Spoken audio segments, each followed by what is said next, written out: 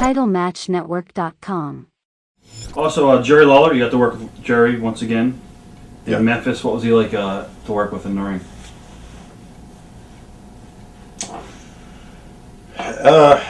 Jerry was always a pleasure to work with. Attitude was a little bit different in Memphis. Of course, he was the king then, and he had, was used to selling out the Coliseum every Monday night. Big ego? I sense a little bit of ego there. It was different when he came to Alabama and wrestled. He was just starting, and he and I was one of the bosses. So he's humble. I was the son of the boss. Right.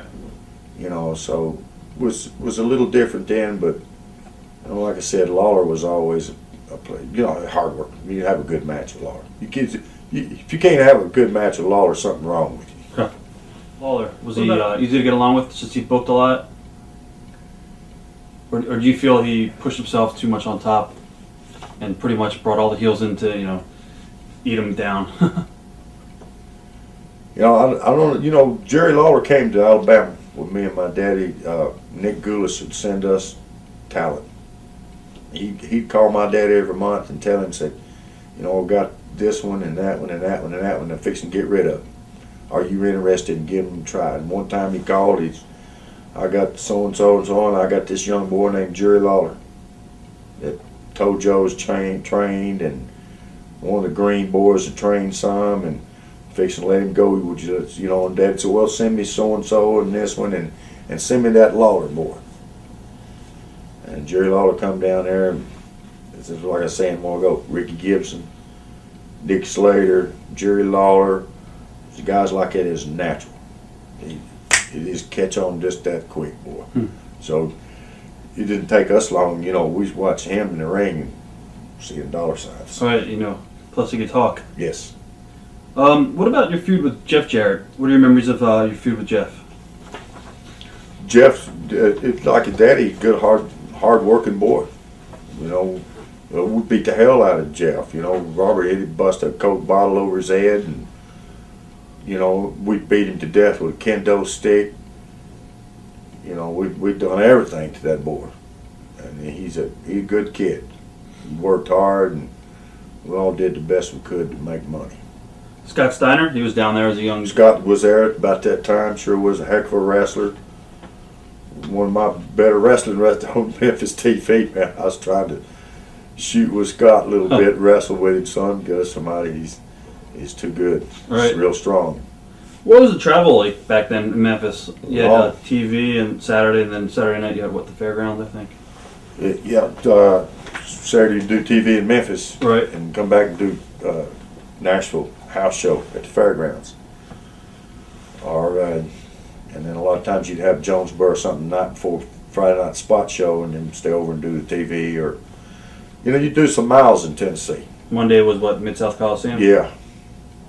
Tuesday would be Louisville, Wednesday Evansville, Thursday maybe a spot show somewhere, and Friday Jonesboro, Arkansas, and you'd stay over and do the TV and stuff. Huge territory. It's so big they could run 2 towns a night, and matter of fact, they did it for years. Because they had Birmingham there for, when Nick and Roy was together before Jarrett took over. Right. You had Birmingham on Monday nights, and Memphis was on Monday night. And then Tuesday night, it would be Louisville and Florence, Alabama, and, you had Huntsville. They had plenty enough towns to run 2 a night. What are your thoughts on Jerry Jarrett as a promoter? Jerry's a good promoter. Jerry been around the business a long time. As a matter of fact, me and Jerry, I guess one of my first matches was with Jerry Jarrett. We wrestled a tag team match, partners against a couple guys up there in Kentucky that really outclassed us. They'd done been around the block several times. We learned a lot from them. It was Frankie Kane and Bobby Hart. They won as Mephisto and Dundee. And both of those guys, especially Frank Kane, he come up around Dyersburg, where I'm from. He knew my daddy real well. He knew my family well. So he is interested in seeing me do good.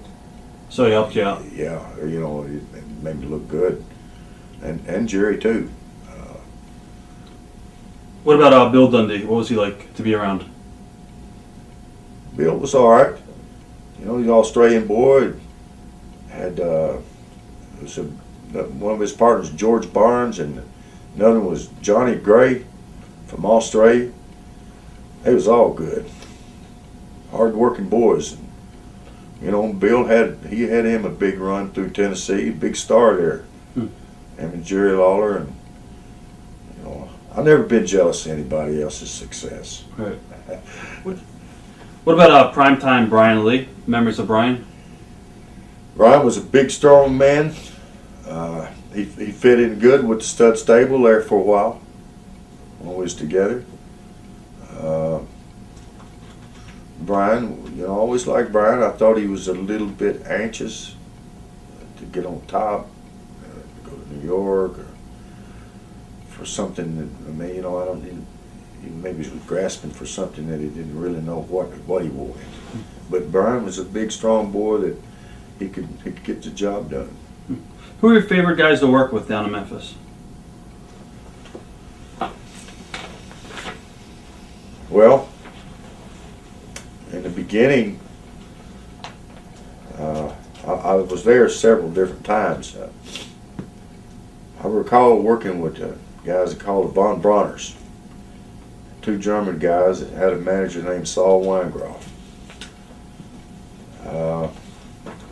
They were outstanding. I watched them wrestle when I was a kid growing up, and they were against Buddy Fuller and the Hatfield boys, and they were awesome. And I enjoyed being in the ring with them. Make you work hard. But the Von Bronners, and then there was Ken Ramey and the interns, wrestled against them. Hickerson, Condry, Tojo was there a lot. You know, was partners with him some, wrestled against Tojo. And you know, Memphis was loaded with great talent for years. Did big business. Had good talent. So, you know, me and Dennis Hall, like I said, first break came with Dennis. Nick Gulish gave us that. Lorenzo Perini was one of those guys, and Bobby Hart. It was a long list of guys that I wrestled against through the years in Tennessee that I enjoyed being in the ring with. Watch thousands of exclusive shoot interviews right now on TitleMatchNetwork.com.